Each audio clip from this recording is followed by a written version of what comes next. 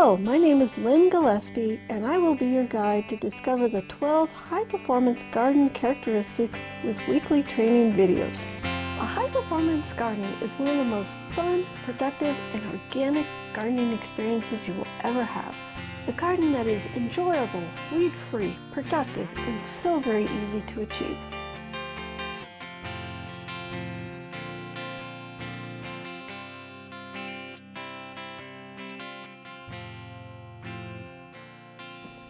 So today we're going to talk about compost tea, and we're actually going to brew a batch.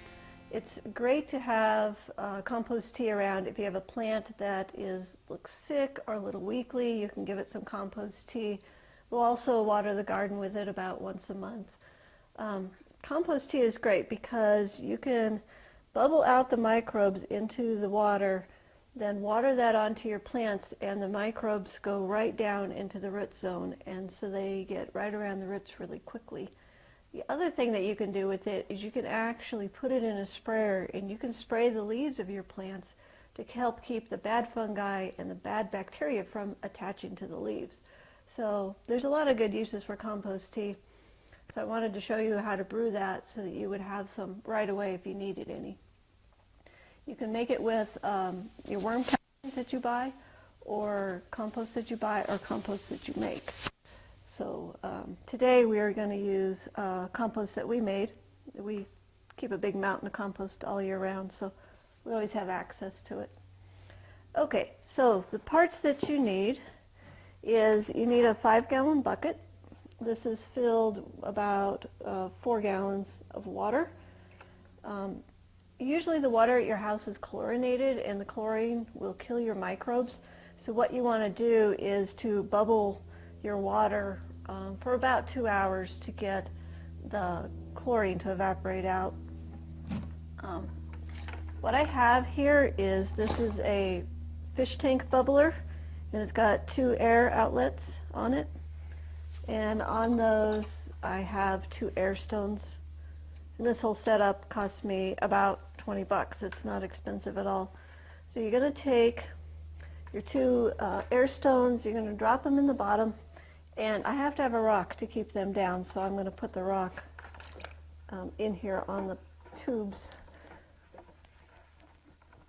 to hold my bubblers down to the bottom.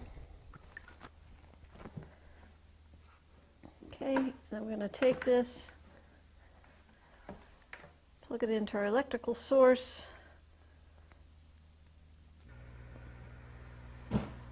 and you can see the bubbles starting to form. And so we're just going to let that bubble for 2 hours. While that's bubbling,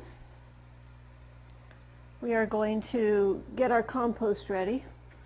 It takes 4 cups of compost for 4 or 5 gallons of water. I have my cup measure. This is an old pantyhose. I had to call my friends to get one because I don't wear pantyhose, so kind of like a foreign object to me. Okay, 1 cup.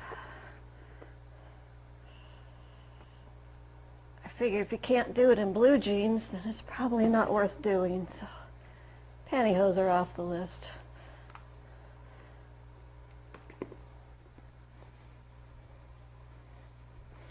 Okay, 1 more cup.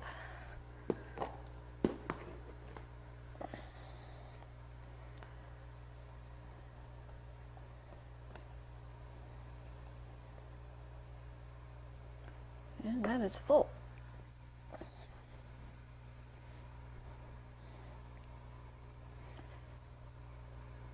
Okay, then I'm going to take and just tie a little slip knot in the top, because I'll probably want to reuse these pantyhose so I don't have to go to the store and buy any. And then I take a string and tie around here, and just so I have a little control over it in the tank of water.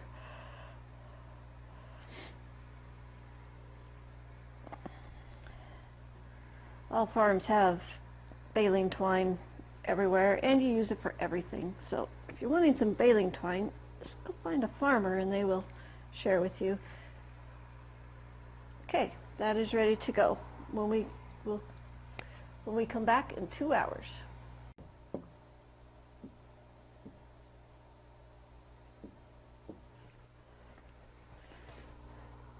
Okay, 2 hours later, we've been bubbling, getting all the chlorine out.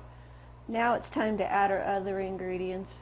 So the next thing that I want to put in here is some molasses. The molasses is, this is an organic molasses and it's unsulfured. So you definitely want unsulfured molasses. The molasses feeds the microbes and makes them multiply, and it also makes the brew smell like cookies, which is really fun. So a couple tablespoons. We also feed the molasses to our sheep after they've had a birth. So we go through a lot of molasses at our house. Not to mention the cookies that we do make. Okay, a couple tablespoons of molasses. Smells good already. Okay, we're going to add our compost bag. Just goes right down in there. I leave the string hanging out in case it disappears. I can grab it. Okay, so we're going to brew this for 48 hours.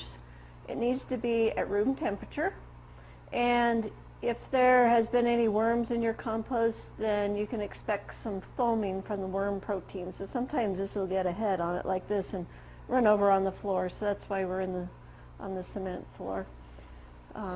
We've got it out of direct sunlight. Okay, we will see you back in 2 days.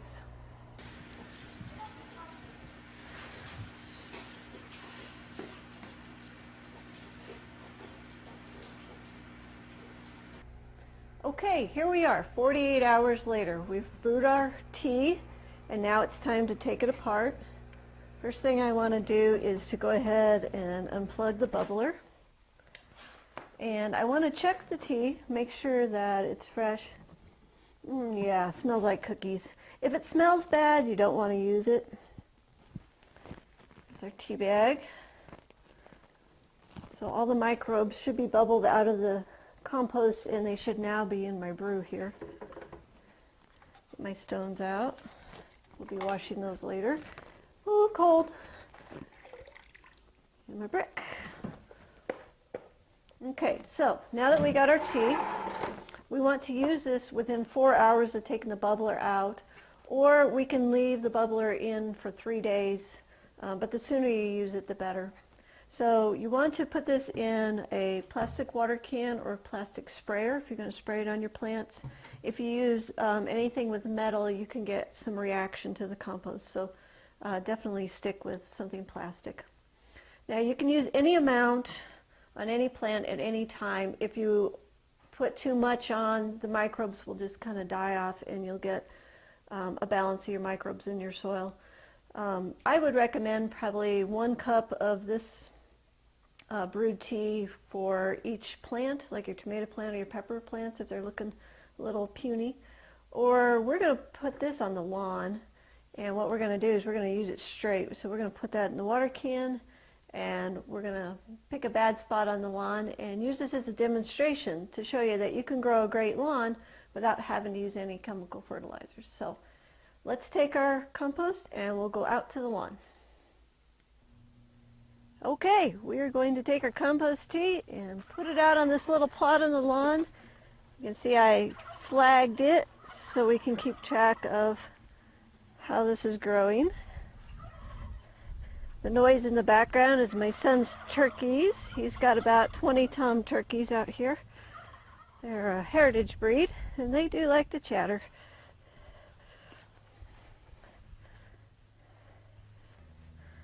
Okay, 4 gallons of compost tea on the lawn. Okay, we've made our compost tea. Now it's time for us to wash our equipment. If you'll notice that the equipment gets a layer of, it's called bacterial slime. It's also the same thing you get in your mouth. That's called plaque. So in order to get the plaque off, you got to get your toothbrush out and you got to brush. We have to do a little scrubbing as well on our buckets and our equipment to keep it clean. So what we're going to use today is, we got a 1/2 gallon of water,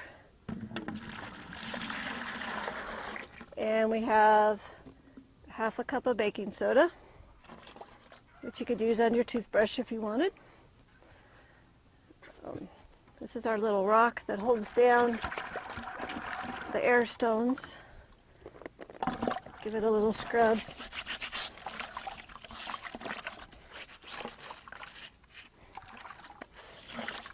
Okay, and our air stones.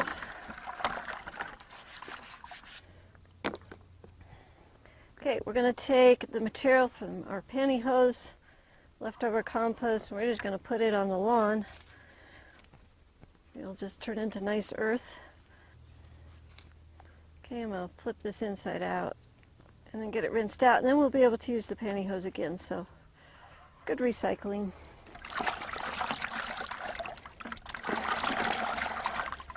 Nothing like doing your laundry. Okay, our string and our bucket.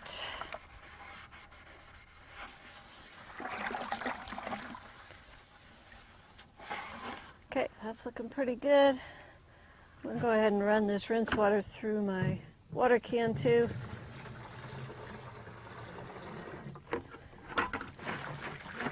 And the beauty is this can go right on the lawn as well.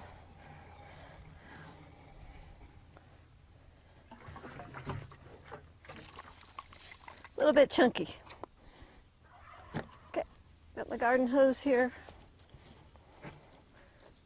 Gonna rinse all the equipment one more time. And we'll be ready to brew again if we need.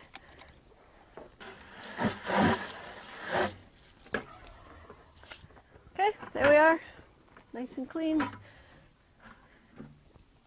Get the water can. Get the chunkies out.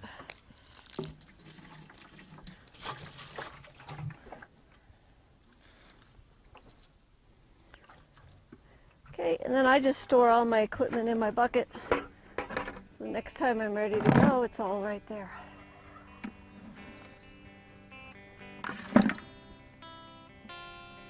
Okay, clean and ready to go again.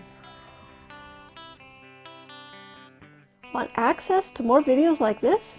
Click the link in the description below this video to join the High Performance Garden community for free. Community members receive weekly high-performance garden video trainings, articles, and trade secrets delivered directly to your inbox. Do you know anyone else who is frustrated and struggling with their garden? Share this video so they can begin to transform their garden into a high-performance garden too. They'll thank you later. If you want to transform your garden into a high-performance garden in one season, you can enroll in the Abundance Garden course, the only gardening course where you can garden step by step with your gardening coach. Click the link in the description below this video to learn more about the Abundance Garden course. If you have a topic you would like us to make a video about, please send us an email. Or if you have a gardening question, you can also email us at thelivingfarm@tds.net. I look forward to seeing you in the next video. May your garden be easy, fun, productive, and always organic.